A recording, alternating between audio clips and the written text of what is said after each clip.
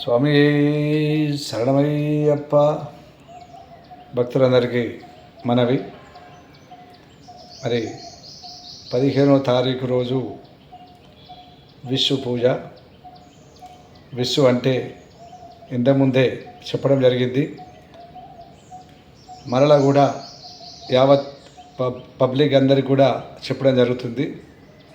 విశ్వ అంటే నూతన సంవత్సరం అనేటువంటి ఉగాది మనం ఏ విధంగా చేసుకుంటామో తమిళనాడు, కేరళ వాళ్ళందరూ కూడా వాళ్ళకు కూడా కొత్త ధాన్యం కానీ కొత్త పంచాంగం కానీ ఆ రోజు వాళ్ళ పద్ధతిలో వాళ్ళు ఆవిష్కరించడం జరుగుతుంది.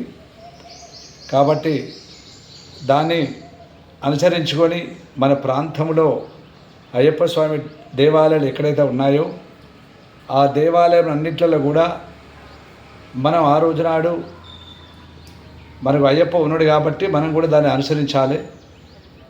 కాబట్టి ఆ అయ్యప్ప స్వామి టెంపుల్లో ముఖ్యంగా మనం ఈ 3 జిల్లాల కల్లా మన అయ్యప్ప స్వామి టెంపుల్ ఇక్కడ తొలుత ప్రతిష్ట అయిపోయిన జరిగింది. కాబట్టి అప్పటి నుంచి మనం 10 సంవత్సరం విశ్వ అనేటువంటిది కార్యక్రమాలు మనం అతి వైభవంగా చేస్తున్నాం.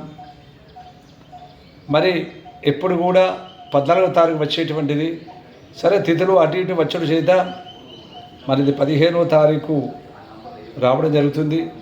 15వ రోజు నాడు మన ఆలయంలో ఉదయం 7 గంటలకు గణపతి హోమం చేత ప్రారంభమవుతుంది.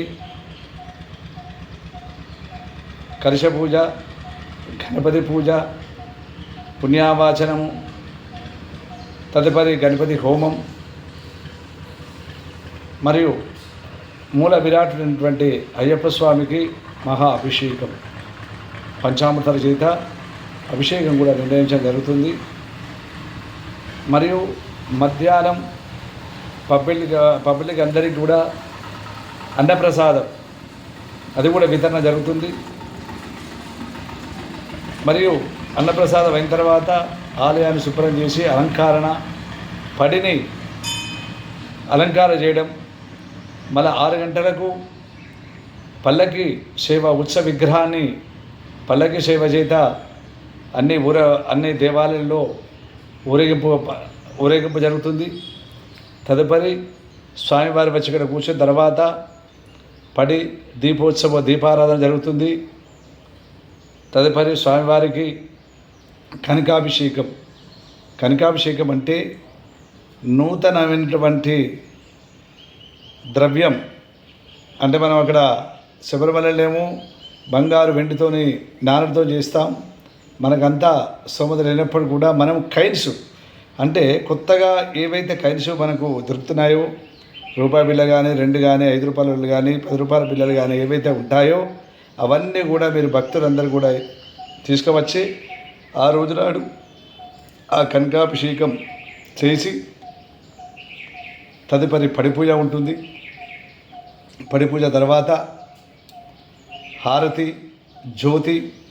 జ్యోతి తర్వాత అల్పాహారం అనేది జరుగుతుంది.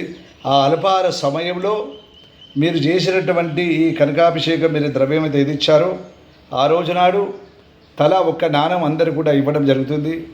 ఆ నాణ్యాన్ని మీరు స్వామి శరణమయ్యప్ప అని తీసుకువెళ్ళి మీ ఇంట్లో ఉండేటువంటి ఆ బీరువాలో దాన్ని శుభ్రపరచుకొని దాని వలన మీ ఇంట్లో ప్రతి శుభకార్యానికి స్వామివారి మీ ఇంట్లో స్వామివారి ఆశీస్సులు ఉంటాయి. మీరు ఏ కార్యక్రమం చేసినప్పుడు కూడా విజయవంతంగా జరుగుతుందని దాని నమ్మకం. ఆ రోజునాడు మనం ఉగాది రోజునాడు ఏదైతే మామిడి పండు, చింతపండు, వేప పువ్వు మరియు కొంచెం వేసుకుంటే కారము, ఉప్పుతోనే ఏ విధంగా పంచద్రవ్యాలు చేస్తామో ఏదైనా పంచ అమృతం. మరి ఇక్కడ స్వామివారికి కూడా ఆ రోజునాడు కొత్తగా ఇప్పుడు పండేటువంటిది పనస పండును సమర్పించడము. అంటే ఆ ద్రవ్యం మనకు దొరకకపోవచ్చు. అంటే కొత్తగా వరితో ఉండేటువంటి ధాన్యం పూసి దాన్ని సమర్పించడము. కొత్తగా ఏ పళ్ళు అయితే ఈ మామిడి పళ్ళు అవి కూడా స్వామివారికి నైవేద్యంగా జరిపించడము. ఏ కొత్త ద్రవ్యాలు జరుగుతాయో అవన్నీ కూడా మనం సమర్పించుకొని ఆ రోజు ఆ ప్రసాదాన్ని స్వీకరిస్తే మనకు సర్వ అరిష్టాలు అన్నీ కూడా తొలగి అందరూ సుఖ సంతోషాలు ఉంటారని చెప్పిన అయ్యప్ప స్వామి అనుగ్రహం ఉంటుంది. కాబట్టి మరి మనందరం ఆ రోజు ఆ స్వామివారి సేవలు అందరూ పాల్గొనాలి. మరియు మీ వంతు సహకారాలు కూడా అందించి ఆ రోజు నాడు అన్నదానం దాదాపు మేము ఒక 500-600 మందిగా అనుకుంటున్నాం. మరి 500 మంది కంటే దాదాపు ఇవాళ రేపు ఏ చేసినప్పుడు కూడా ఒక 57,000 రూపాయలు ఏది కాదు. మరి సాయంత్రం అల్పాహారానికి దాదాపు 300 మంది కన్నా కానీ దానికి ఒక 15,000 దాకా అల్పాహారానికి అవుతుంది. పూలతో డెకరేషన్ చేయాలంటే దానికింత అవుతుంది.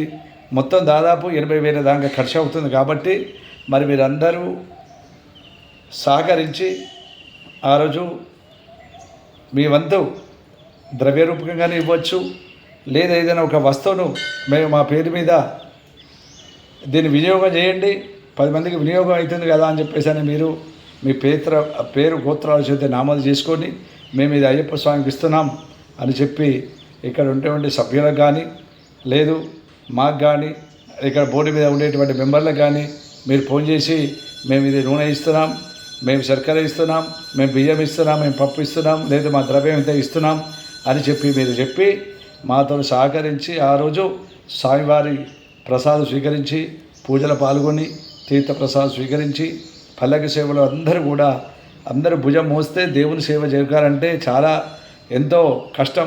ఇప్పుడు మనం పెద్ద పెద్ద దేవాలయాలు వెళ్తున్నాం. మేము కూడా శబరిమలలో ఎప్పటి నుంచో ప్రయత్నం చేస్తున్నాం. వెళ్దామంటే కూడా అక్కడ ఏనుగుతోనే సేవ చేస్తారు. కాబట్టి అక్కడ మనకు పల్లకి సేవ దగ్గర కూడా జరగదు.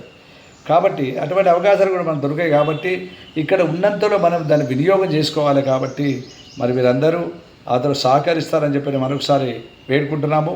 మీరందరూ మాతో సహకరించి అన్నదానాలు కానీ అల్పాహారాలు కానీ పుష్పాలతో కానీ ఏదైతే మీరు మనసులో ఏది వస్తుందో మీ కుటుంబం సరుపున ఆ రోజు స్వామివారికి సమర్పిస్తే మీ అందరికీ మీ కుటుంబం మంచిగా కుటుంబ సభ్యులందరూ పిల్లలు మంచిగా ఆరోగ్యంగా సుఖ సంతోషాలు ఉంటారని మనసు వాచిగా కోరుకుంటున్నాము. కాబట్టి మీరందరూ పాల్గొనవలసిందిగా కోరుతున్నాము. స్వామియే శరణమయ్యప్ప. శ్రీ భూతనాథ సదానంద సర్వభూత దయాపర రక్ష రక్ష మహాబాహు శాస్తే తుభ్యం నమో నమః. స్వామియే శరణమయ్యప్ప.